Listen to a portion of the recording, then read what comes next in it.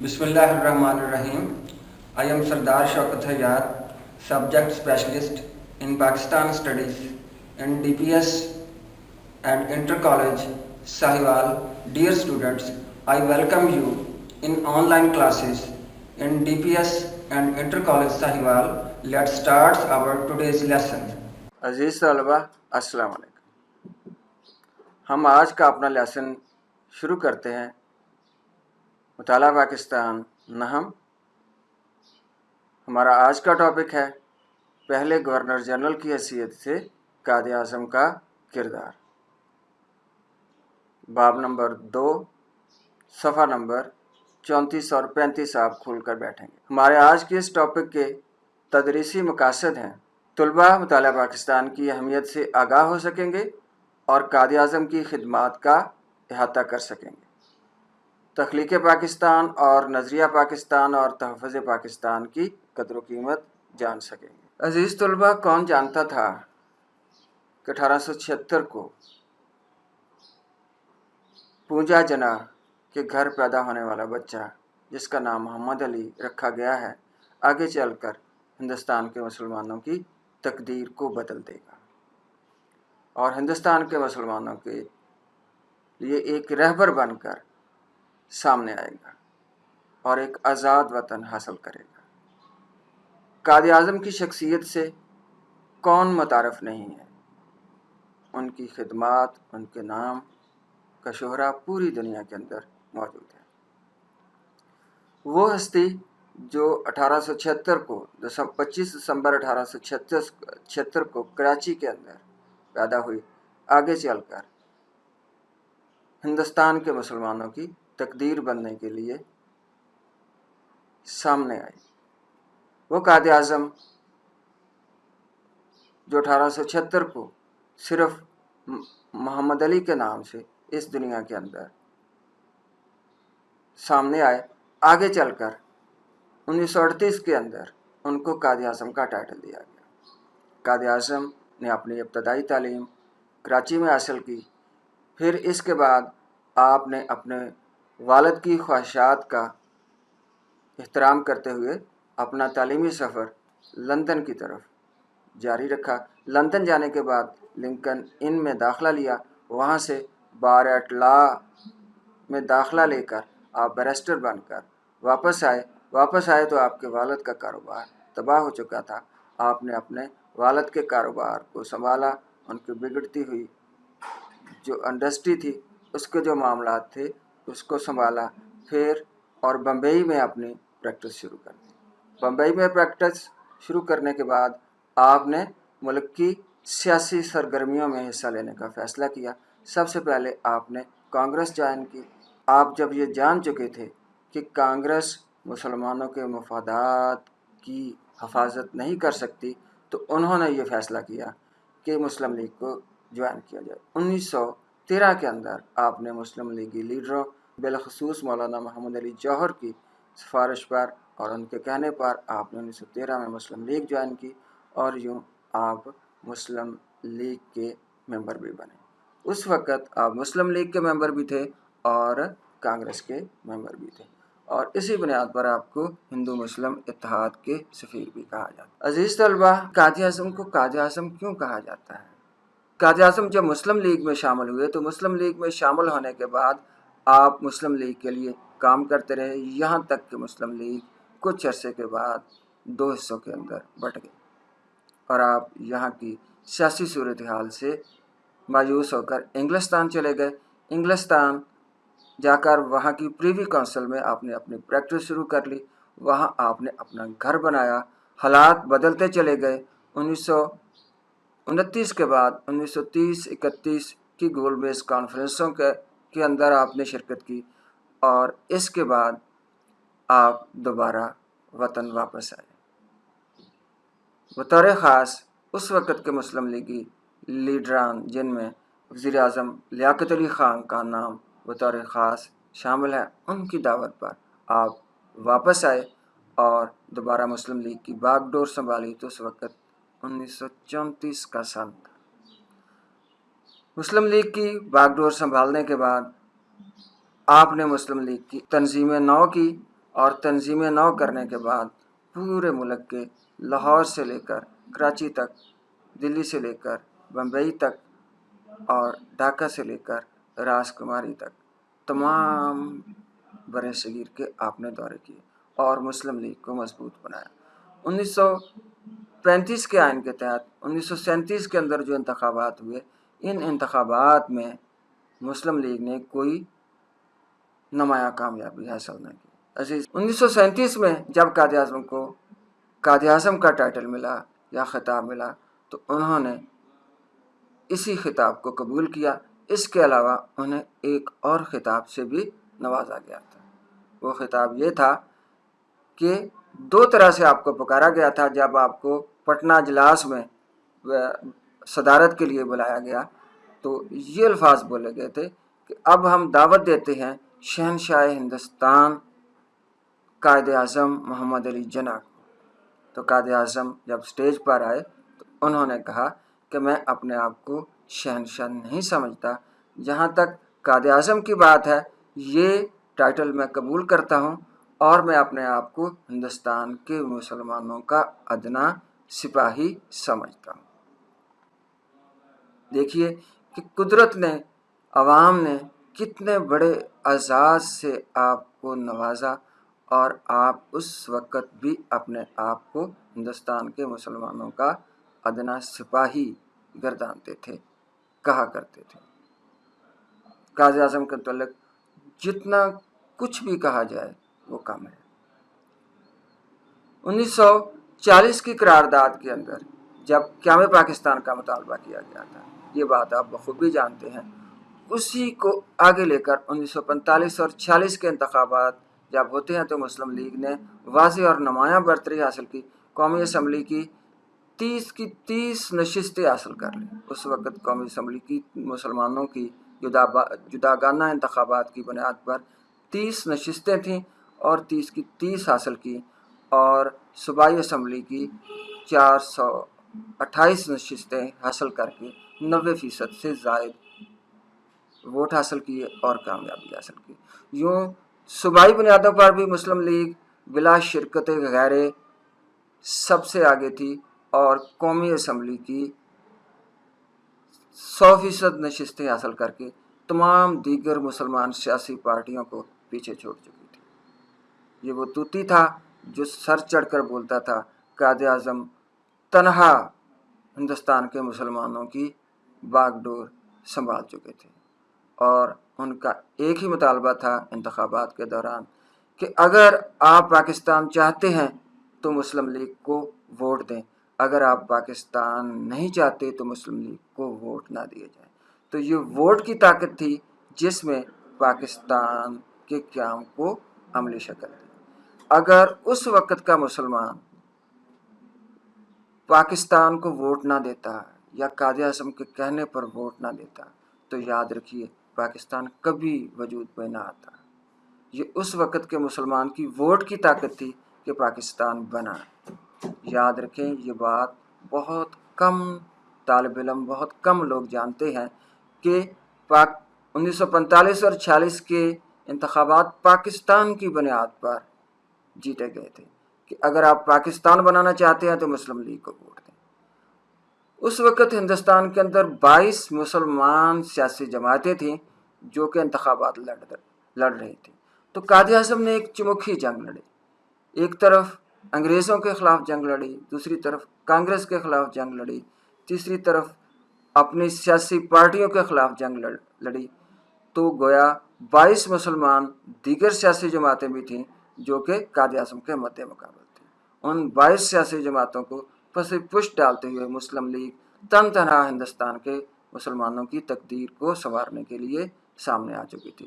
انتخابات نے نتائج واضح کر دیے تھے، اب پاکستان بننے کو کوئی روک نہ سکتا تھا۔ تو اس وقت کی صورتحال یہ تھی کہ لارڈ ویول عملاً ویول پلان کے ذریعے سے ناکام ہو چکے تھے۔ کیبنٹ مشن پلان کے تحت کانگریس پاکستان دینے پر آمادہ نہیں تھی۔ لارڈ ویول واپس چلے گئے، لارڈ ماؤنٹ بیٹن پاکستان آئے، ان کو خصوصی طور پر یہ پیغام دے کر بھیجا گیا تھا کہ پاکستان ہرگز نہ بننے دیا جائے۔ लॉर्ड माउंट बैटन ने यहाँ आकर सियासी रहनुमाओं से मुलाकातें की। कांग्रेस पाकिस्तान नहीं बनाना चाहती थी, कायद आज़म पाकिस्तान बनाने पर तुले हुए थे, मामलात बिल्कुल बिगड़ चुके थे। बिलाखिर नतीजा ये हुआ कि पाकिस्तान बनाना पड़ गया और कांग्रेस को पाकिस्तान देना पड़ गया। जब कांग्रेस को पाकिस्तान देना पड़ गया तो कैबिनेट मिशन प्लान की बुनियाद पर पूरे के पूरे सूबे नहीं दिए गए, बल्कि पंजाब और बंगाल को काटकर आधे आधे सूबे कर दिए गए। आधा पंजाब हिंदुस्तान के पास चला गया और आधा बंगाल हिंदुस्तान के पास चला गया, जहाँ के हिंदुओं की अक्सरियत थी। अगर कैबिनेट मिशन प्लान के तहत पाकिस्तान मिलता तो आज हमारे लिए मसला कश्मीर ना होता और कश्मीर हमारे लिए पके हुए फल की तरह हमारी झोली में आ गिरता, क्योंकि पाकिस्तान की सरहदें दिल्ली तक होती और दिल्ली पाकिस्तान में शामिल होता या दिल्ली के करीब तक का इलाका पाकिस्तान के अंदर शामिल होता। ये हिंदू की चाल थी कि उसने इलाकाई बुनियादों पर सूबों को तकसीम किया और यूँ हमें पूरा पाकिस्तान हासिल करने में नाकामी का सामना करना पड़ा।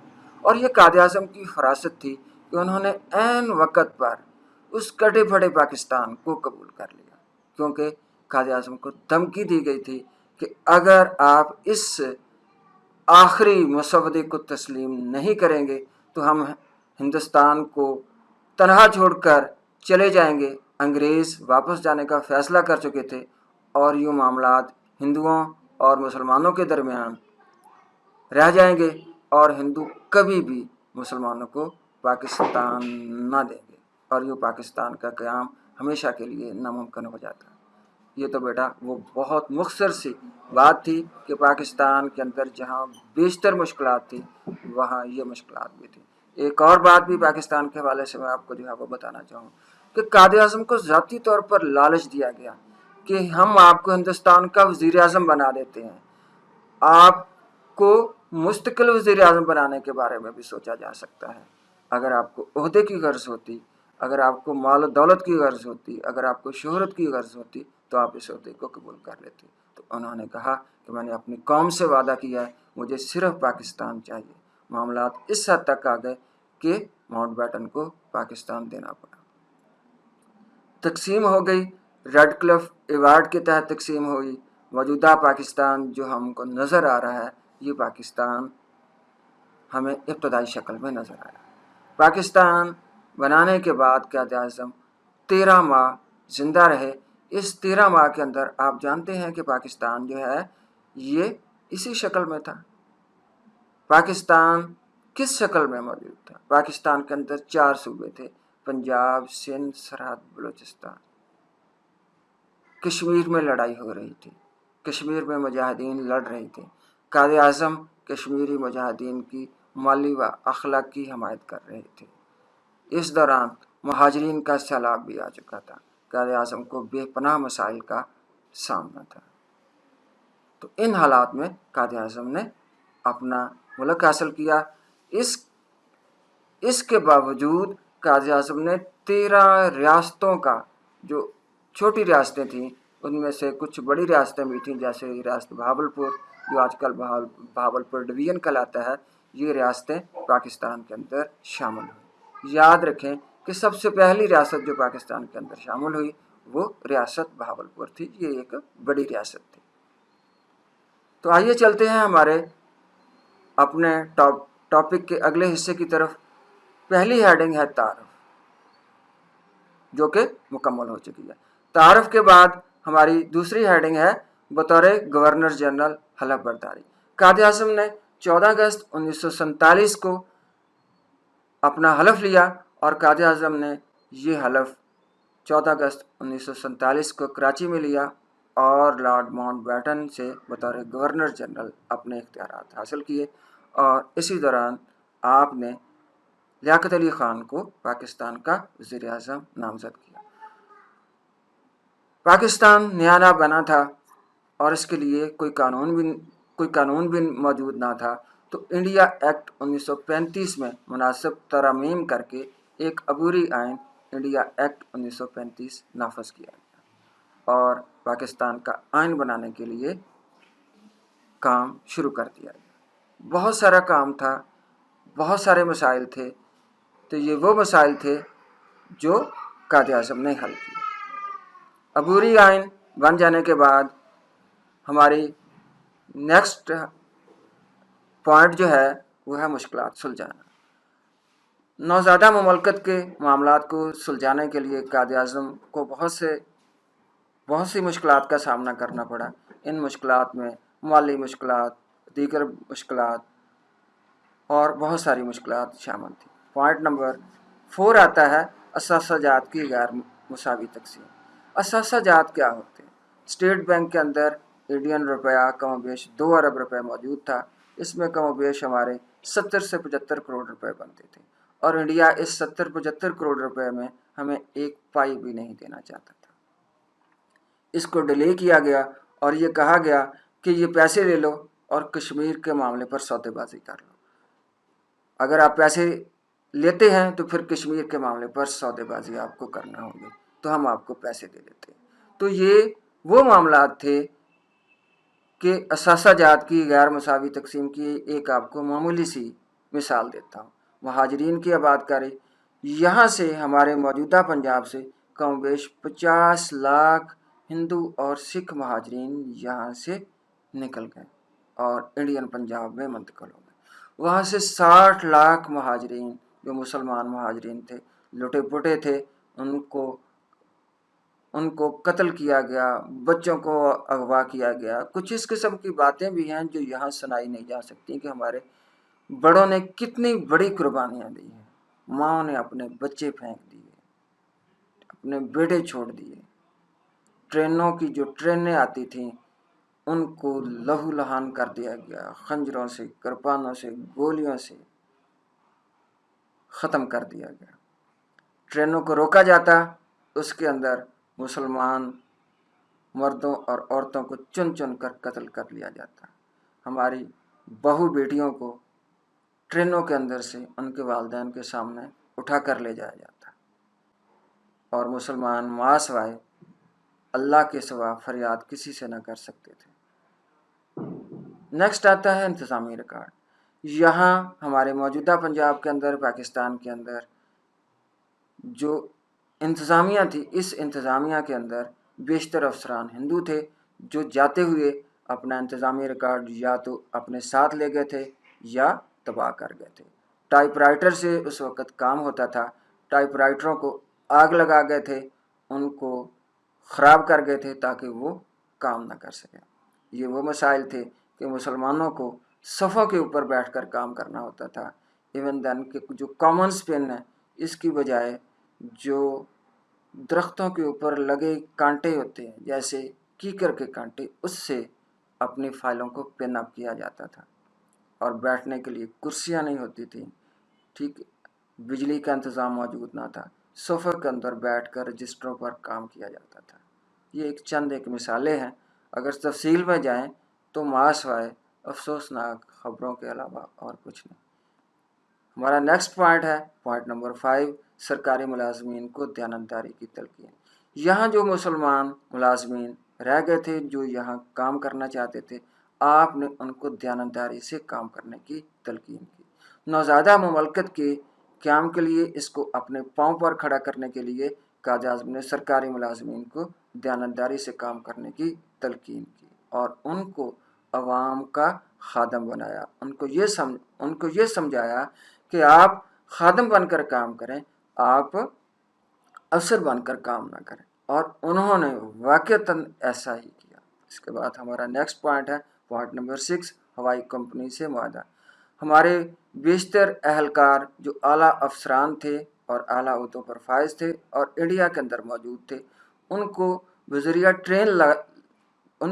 ट्रेन लाने के लिए यहाँ कई मसाइल थे। रास्ते में उनके कत्ल होने का डर था, इसलिए एक प्राइवेट कंपनी टाटा एयरलाइन से मुआहदा किया गया और उसके ज़रिए से उनको बज़रिया हवाई सफ़र से पाकिस्तान लाया गया ताकि वो पढ़े लिखे और तजर्बाकार जो अफसरान हैं उनसे पाकिस्तान के महकमों का काम चलाया जा सके। और टाटा एयरलाइन जो कि एक प्राइवेट एयरलाइन थी, उसने वहाँ इंडिया से आला अफसरान को हमारे यहाँ कराची, लाहौर और कोयटा मुंतकिल करने में बहुत अहम किरदार अदा किया। इसके बाद हमारा नेक्स्ट पॉइंट है पॉइंट नंबर 7, सिविल सर्विसेज का इजरा।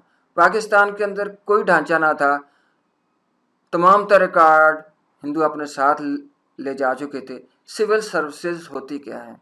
जितने भी मुलाजमीन होते हैं उनकी तनख्वाह, उनकी तनख्वाहों का, उनकी छुट्टियों का, उनकी तनख्वाहों में इजाफे का, उनकी रिटायरमेंट का, ये सब हिसाब किताब एक स्पेशल डिपार्टमेंट में रखा जाता है जो कि अकाउंट्स डिपार्टमेंट कहलाता है।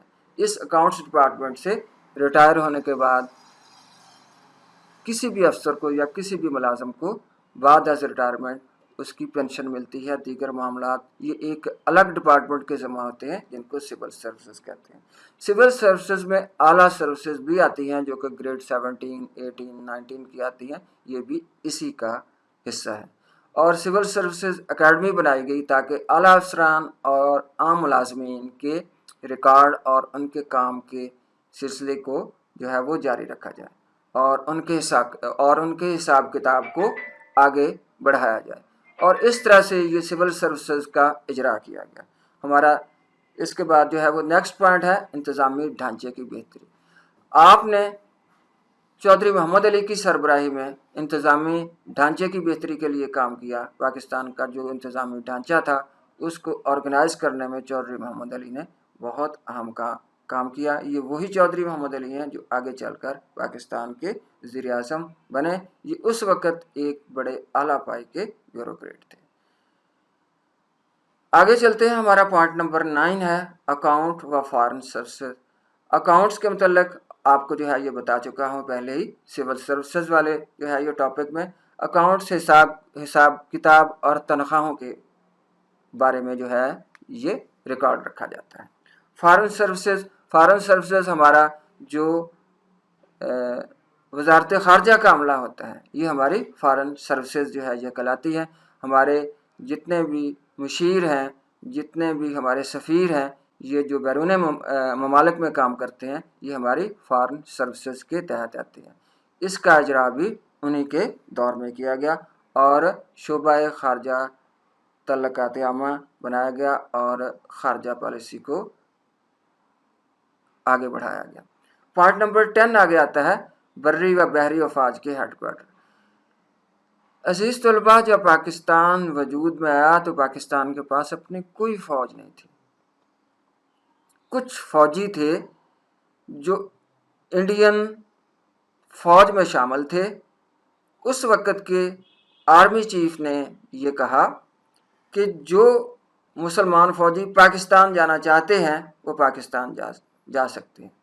तो जो फ़ौजी पाकिस्तान आए वो बर्री फ़ौज के मुलाजम थे या अफसरान थे, बहरी फ़ौज के थे या फ़ज़ाइया के थे, ये सब के सब पाकिस्तान आ गए और जो वहाँ रह गए वो वहाँ रह गए। तो बर्री फ़ौज का हमारे पास और बहरी फ़ौज का और फ़ज़ाइया का कोई ढांचा ना था। उस वक़्त इंडिया के पास कमोबेश 150 टैंक थे और पाकिस्तान को मालूम है कि कितने टैंक दिए गए। पाकिस्तान को एक भी टैंक नहीं दिया गया। बर्री फ़ौज के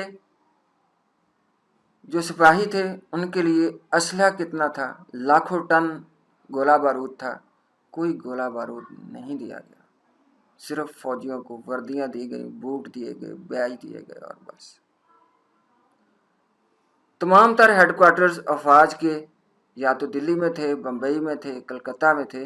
पाकिस्तान के पास अपनी बर्री अफवाज, बहरी अफवाज और फ़ज़ाइया के कोई हेडक्वार्टर ना थे, यानी उनके कोई हेड ऑफिस ना थे। तो फौरी तौर पर यह सोचा गया कि कराची के अंदर उनके बर्री, बहरी और फ़ज़ाइया यानी नेवी, एयरफोर्स और लैंड फोर्सेस को ऑर्गेनाइज करके उनके हेडक्वार्टर और आला अफसरान के हेडक्वार्टर्स बनाए जाए।